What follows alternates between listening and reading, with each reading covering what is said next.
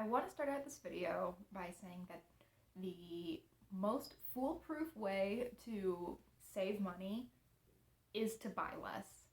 Of course, we're all smart, we can figure that out ourselves, but the reminder doesn't hurt. So with that, hi, I'm Iris, this is Beauty Bee, and we're going to go through 8 tips for saving money in your beauty routine today. None of these tips, especially individually, are going to save you a ton of money. However, every little bit helps, and when you add all of these up together, I think you could actually save a pretty substantial amount over the course of a year or even longer. First tip, and I think the one that probably has the largest potential impact for most people, is extending time between your beauty services. For me, the example that I always think of is getting my hair cut. I tend to get my hair cut every 3 to 6 months. Past year, it's been a little less often, but in general, 3 to 6 months. Now, if I were to stick with that 3-month mark, I'm going 4 times a year, 6 months, twice a year. I've halved the cost of that beauty service. And I extend this by doing a little bit of trimming myself, especially with my bangs. I don't have the time or desire to go in and get my bangs trimmed every 6 weeks or whatever it is they recommend.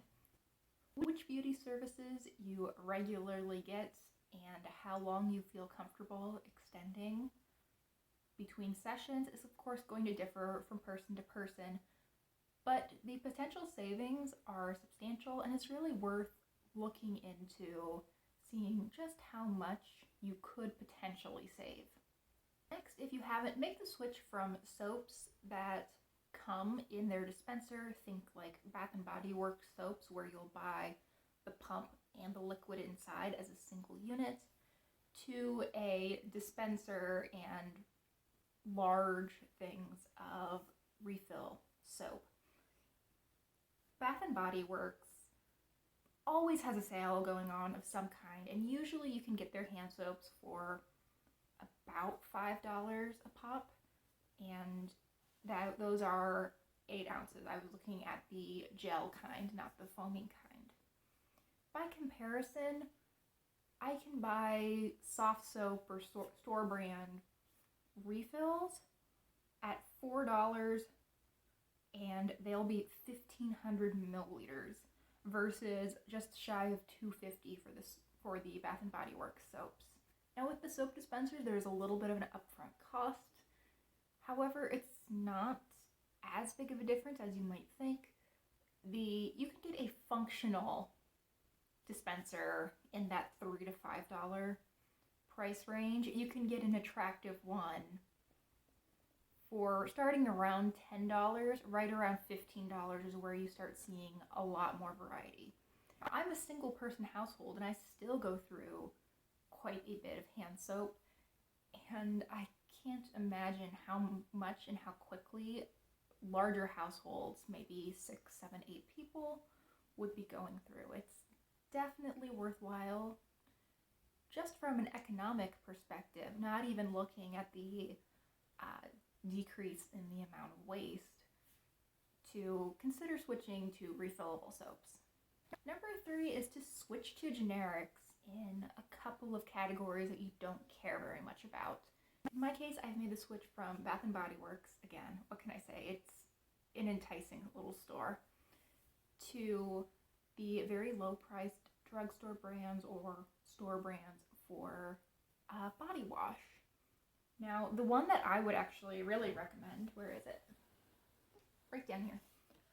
I like the Suave creamy ones. While it's not as important for higher priced body washes, I've found, at this lower price point, I really like to look for these more opaque body washes. They tend to be a little bit more creamy, they tend to be a little bit more moisturizing, and I find that I just need to use less of them to build up that lather and feel like I'm actually getting clean.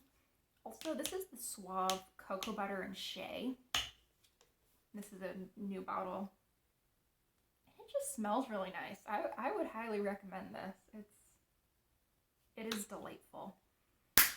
And I think it's really a nice scent for winter too.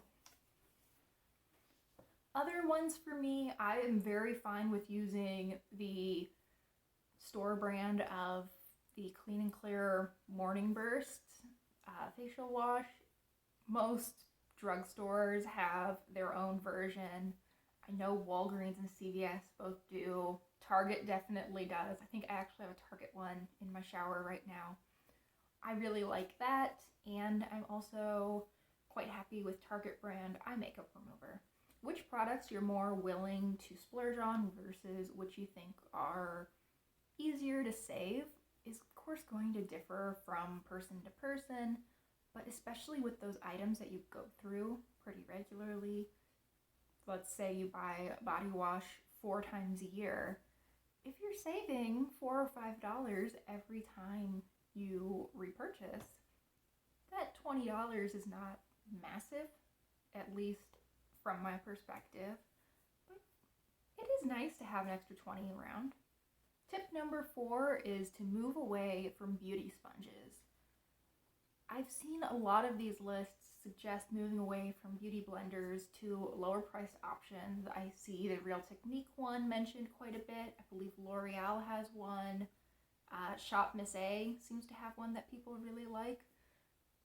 But the problem with all of those is that they are essentially disposable. They're not single use, but you do need to replace them at some interval. Now, I doubt that too many people actually repurchase, every month, like Beauty Blender tells you to.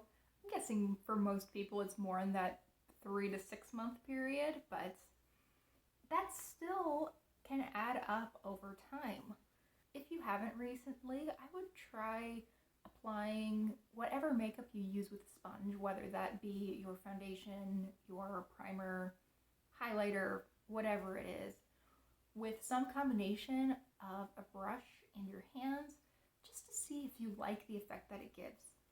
A decent foundation brush can last you indefinitely. We're looking at a period of years rather than months.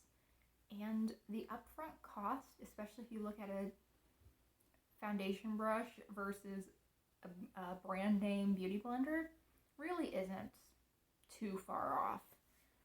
If you are happy with the effect that you can get with your hands and a brush, it's definitely an area where you can save.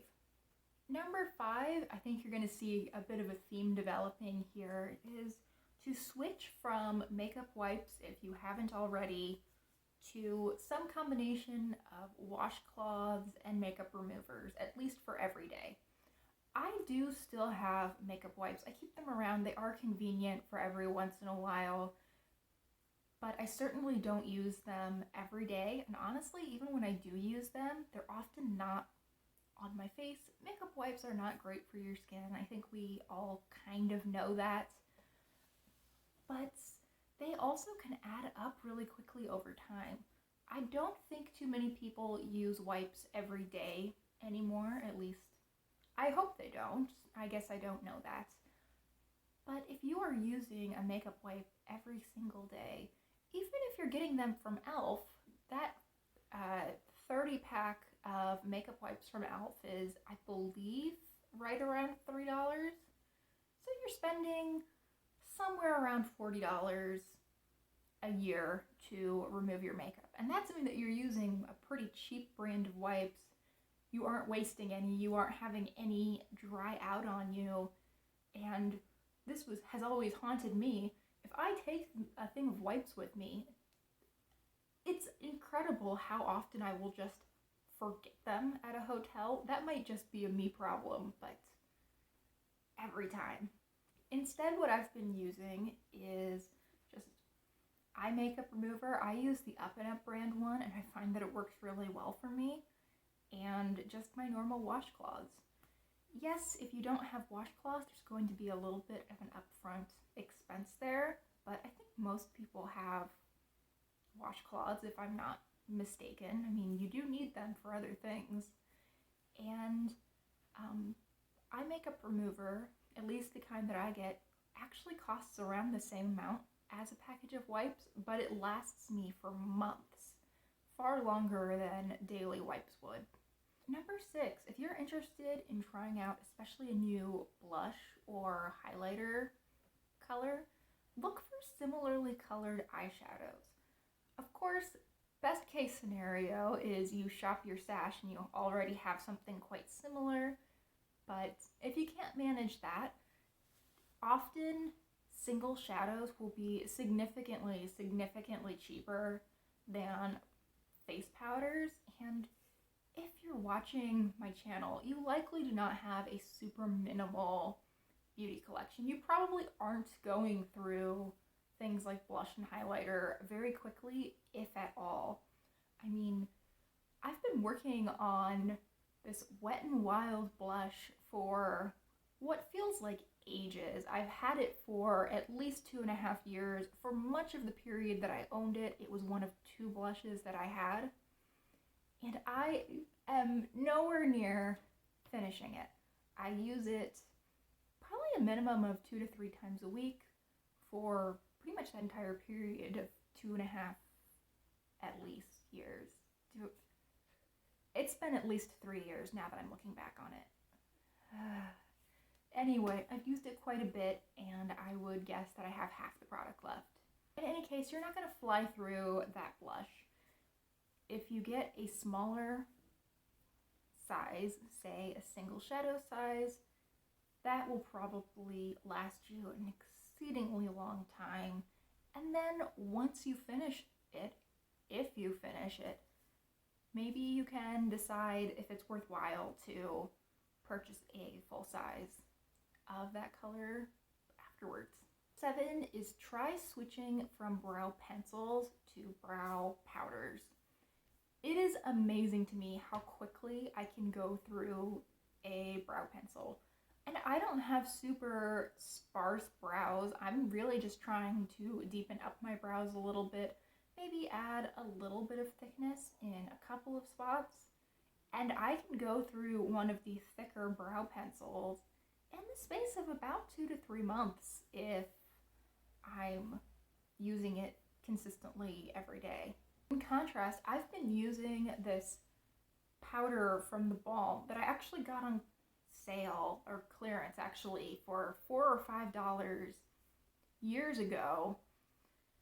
I've been using that consistently for the last month and a half, and I'd already had pan on it when I started this month and a half.